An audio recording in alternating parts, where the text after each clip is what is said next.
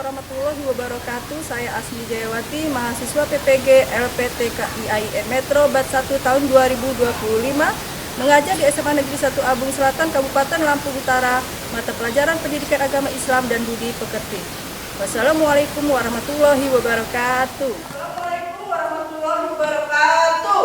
Waalaikumsalam warahmatullahi wabarakatuh. Ya, sebelum kita memulai materi pelajaran hari ini, seperti biasa disiapkan terlebih dahulu dan kita berdoa ya. Silakan, siapkan. Semuanya siap? Berdoa mulai.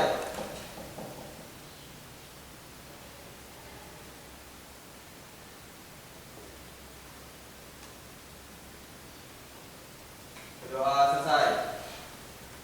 Beri salam. Assalamualaikum warahmatullahi wabarakatuh. Waalaikumsalam warahmatullahi wabarakatuh. Ya, kita absen dulu terlebih dahulu ya.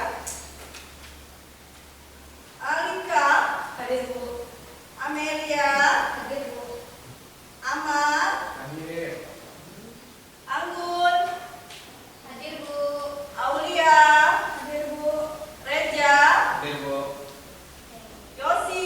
Hadir Bu. Ya, sebelum kita memasuki materi tentang kitab-kitab Allah. Jadi kitab-kitab Allah ini maksudnya rukun Islam atau rukun iman? Rukun iman. Ya. Jadi kita membahas materi hari ini adalah tentang iman kepada kitab-kitab Allah. Apa sih yang dikatakan dengan iman? Saya, Bu. Ya, Amal? Yakin dan percaya. Yakin dan percaya. Ya, bagus. Kemudian yang dikatakan dengan kitab? Saya, Bu. Ya, Kumpulan Reza? firman-firman Allah. Kumpulan dari firman-firman Allah. Bagus. Jadi kalau yang dikatakan beriman kepada kitab-kitab Allah, Saya Bu, ya Intan. beriman kepada kitab-kitab Allah berarti yakin dan percaya Ya. bahwa Allah telah menurunkan kitab berupa wahyu kepada nabi atau rasul untuk disampaikan kepada umat manusia. Ya, bagus jawabannya. Ya, inilah materi yang akan kita bahas hari ini. Iman kepada kitab Allah. Oke. Ya, di sini ada pengertian beriman kepada kitab. Jadi iman ini berasal dari bahasa Arab yang artinya percaya. Ya, kitab adalah firman-firman Allah yang dikumpulkan menjadi sebuah mushaf. Jadi mushaf ini adalah disusun secara rapi dan berurutan. Ya, baik itu surat maupun ayat daripada firman Allah. Ya, tadi teman kalian sudah memberikan pendapatnya tentang iman. Jadi iman kepada kitab artinya mempercayai kitab-kitab Allah.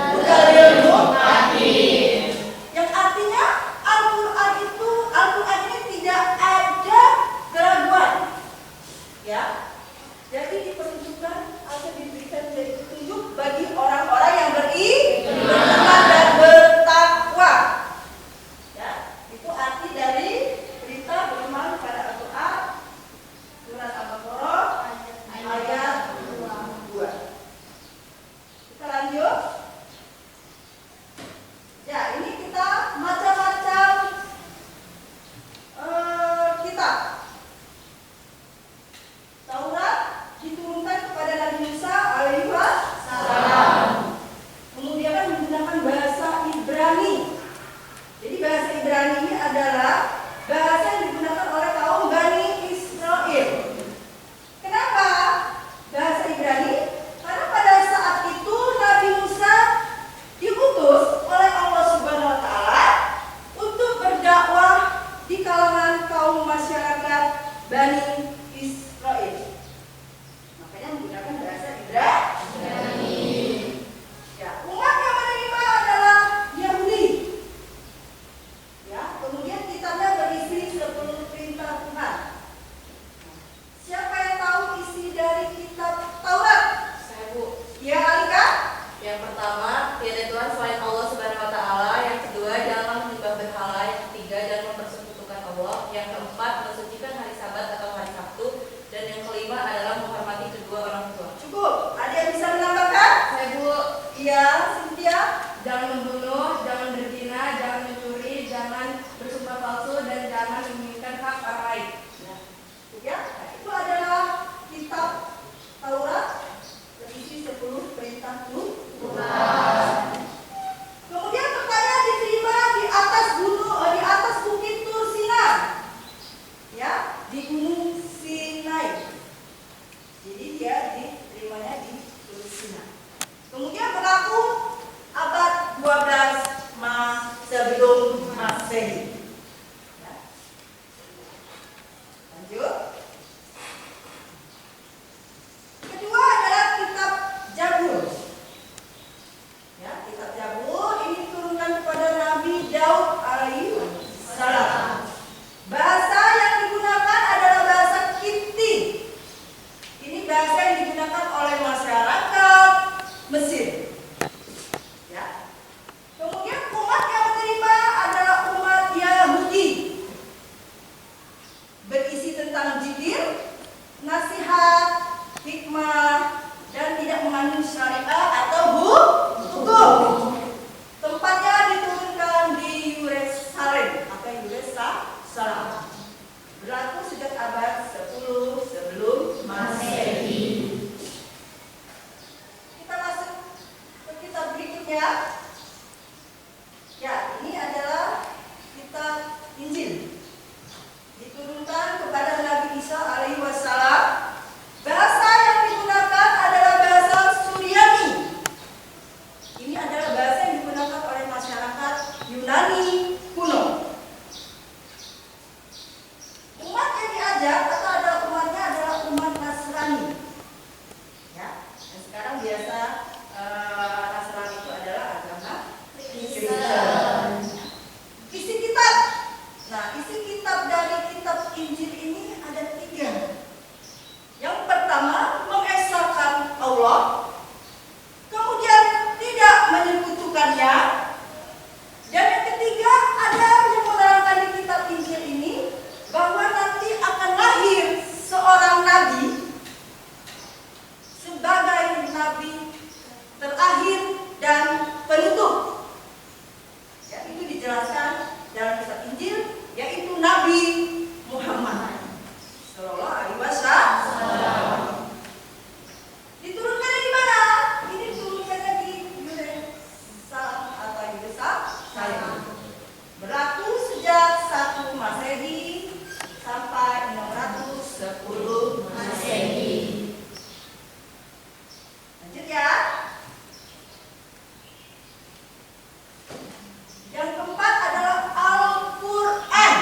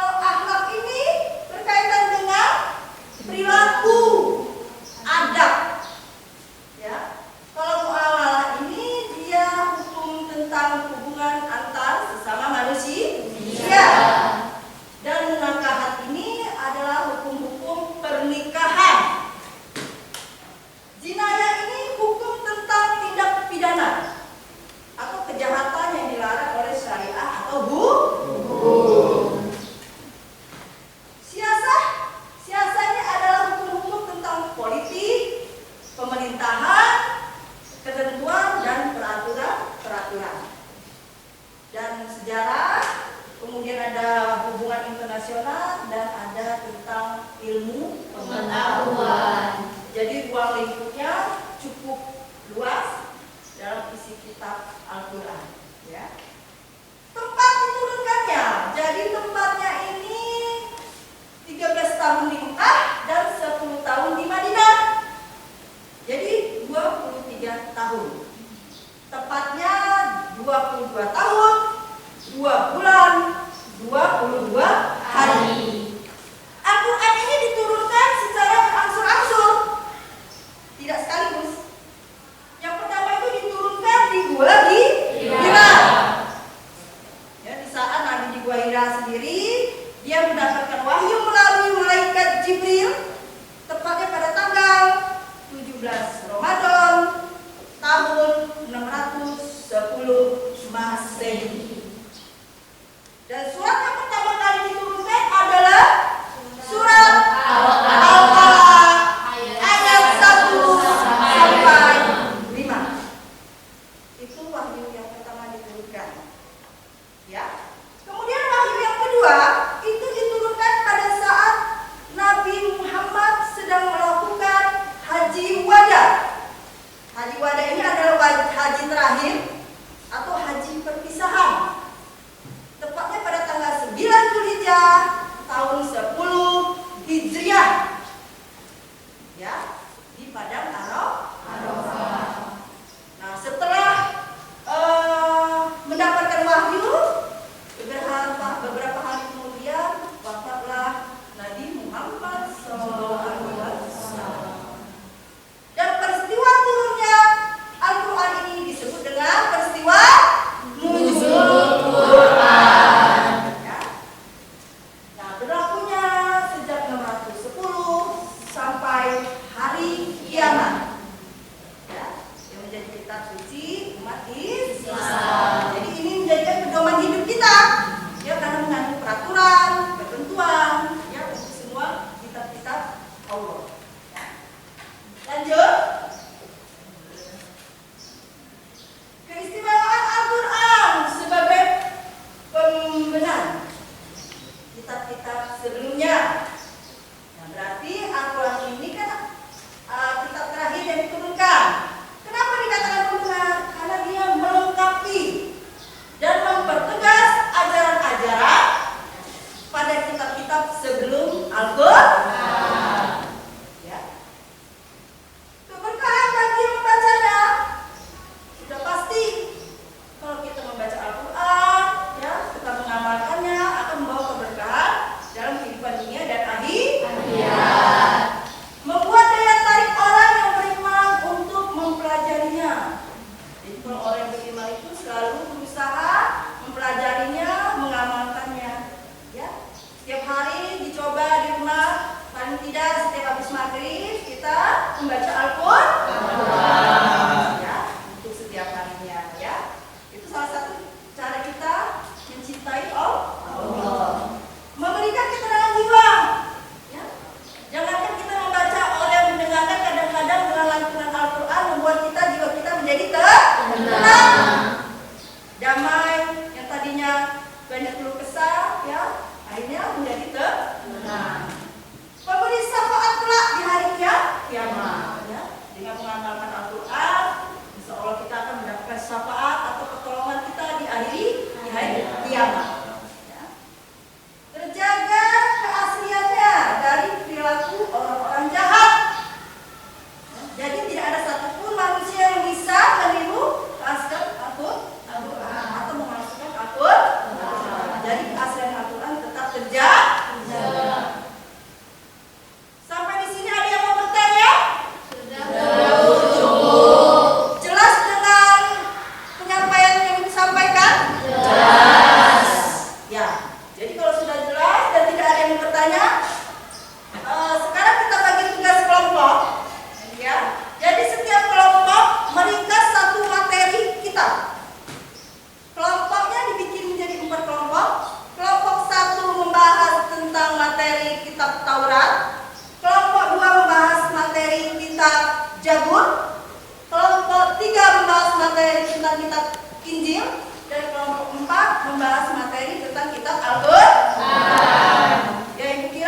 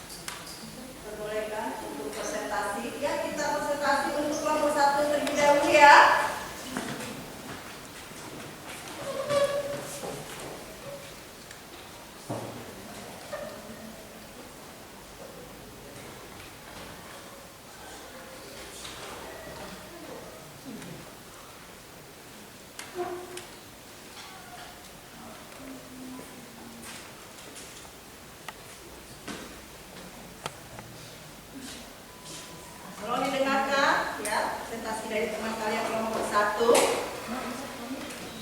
Assalamualaikum warahmatullahi wabarakatuh. Waalaikumsalam warahmatullahi wabarakatuh. Kami dari kelompok 1 akan mempresentasikan hasil dari kerja kelompok kami yang membahas tentang ringkasan kitab Taurat yang akan dibahas oleh Melda. Berikut ringkasan materi tentang isi kitab Taurat. Kitab Taurat diturunkan kepada Nabi Musa alaihi wasallam. Berasal dari bahasa Ibrani, berisi tentang 10 perintah. Yang pertama, tiada Tuhan selain Allah Subhanahu wa taala. Yang kedua, jangan menyembah berhala. Yang ketiga, jangan mempersekutukan Allah Subhanahu wa taala. Yang keempat, sucikan hari Sabat atau hari Sabtu. Yang kelima, hormati kedua orang tuamu. Yang keenam, jangan membunuh. Yang ketujuh, jangan berzina. Yang kedelapan, jangan mencuri. Kesembilan, jangan bersumpah palsu. Yang kesepuluh, jangan menginginkan hak orang lain. Sekian dari saya. Sekian pembacaan ringkasan tentang kitab Taurat. Apakah ada yang bertanya? Kami dari kelompok 3 ingin bertanya, Ya, silakan. mengapa kitab Taurat penting bagi agama Islam?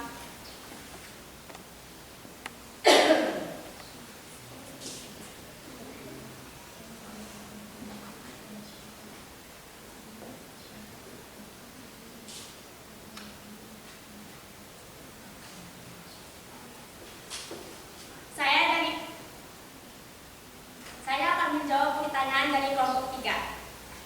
Karena kitab Taurat merupakan bagian dari kitab-kitab terdahulu yang dipercayai oleh umat Islam. Sekian dari saya. Sekian jawabannya. Apakah ada yang ingin ditambahkan? Sudah cukup. Cukup? Tidak ada yang mau menambahkan dari kelompok lain? Tidak. Cukup? Sekian dari kami akhiri. Wassalamualaikum warahmatullahi wabarakatuh. Waalaikumsalam warahmatullahi wabarakatuh.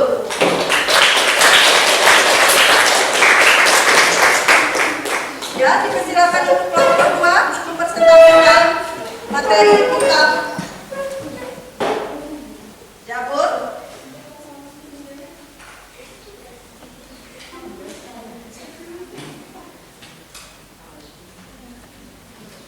Assalamualaikum warahmatullahi wabarakatuh. Waalaikumsalam warahmatullahi wabarakatuh. Kami dari kelompok 2 ingin mempresentasi hasil kerja kelompok kami, yaitu membuat ringkasan isi kitab Zabur yang akan dibacakan oleh Aulia. Isi kitab Zabur adalah: 1. Diwahyukan Allah Subhanahu wa taala kepada Nabi Daud alaihi wasallam. 2. Kitab Zabur yaitu zikir dan nasihat. 3. Kitab Zabur tidak memuat syariat karena diperintahkan Allah Subhanahu wa taala untuk mengikuti syariat Nabi Musa alaihi wasallam. Sekian dari saya. Sekian presentasi dari kami. Apakah ada yang ingin ditanyakan? Silakan yang mau bertanya. Sudah. Cukup. Tidak ada yang mau bertanya? Tidak. Sudah jelas? Jelas. Baik, kami akhiri presentasi hari ini. Wassalamualaikum warahmatullahi wabarakatuh. Waalaikumsalam warahmatullahi wabarakatuh. Silakan kelompok 3 membahas materi kitab Injil.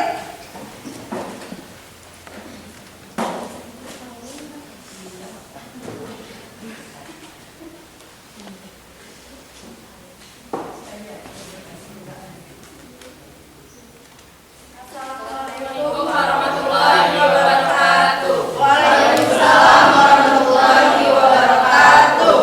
Kami dari kelompok 3 akan membahas tentang ringkasan materi kitab Injil yang akan dibacakan oleh Cynthia.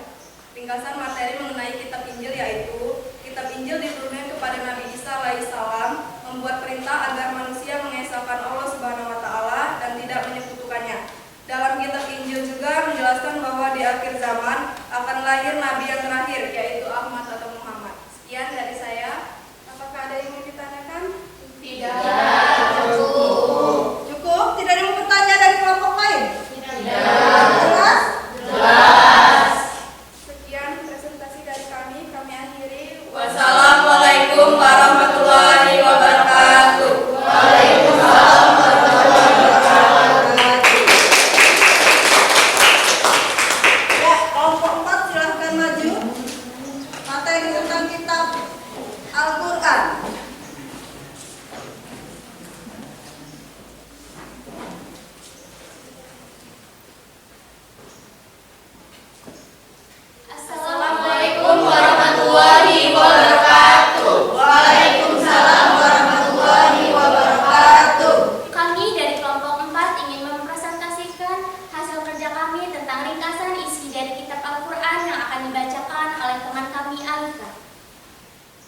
ringkasan materi mengenai kitab Al-Quran, yaitu Al-Quran adalah kitab suci yang diturunkan kepada Nabi Muhammad SAW. Al-Quran sebagai penyempurna kitab-kitab sebelumnya. Al-Quran terdiri atas 30 juz, 114 surat, dan kurang lebih 6.236 ayat, 74.437 kalimat, dan 345 huruf. Turunnya Al-Quran disebut dengan nuzulul Quran. Sekian. Baiklah, apa ada yang ingin bertanya? Silakan. Kami dari kelompok 2 ingin bertanya, mengapa Al-Quran bersifat universal?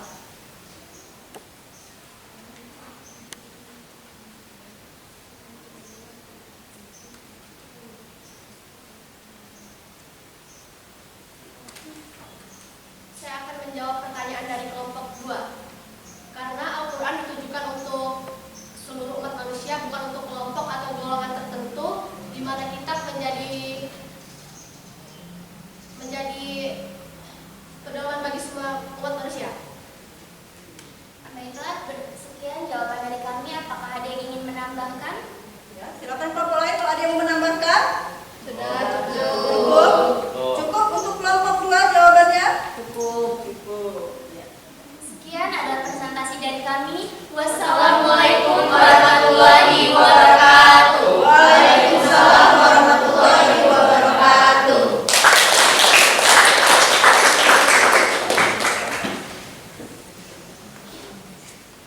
Ya, jadi